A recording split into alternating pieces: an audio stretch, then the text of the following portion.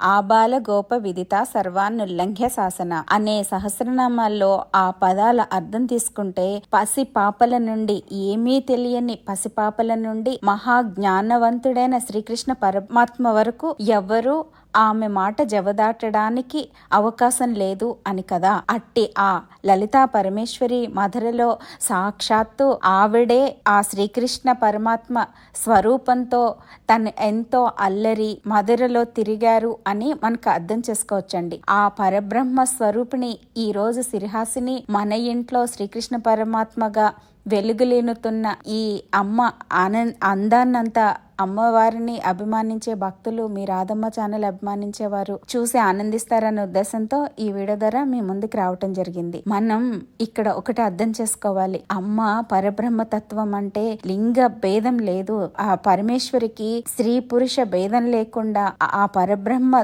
తత్వాన్ని అర్థం చేసుకుని బ్రహ్మ జ్ఞానం వైపు అడుగులు మనం వెయ్యాలి అంటే అనుక్షణం ఆ అమ్మ ఆశీస్సులు మనకు ఉండాలి అని గమనించుకుని అడుగులు వేద్దామని తెలియజేస్తున్నాను.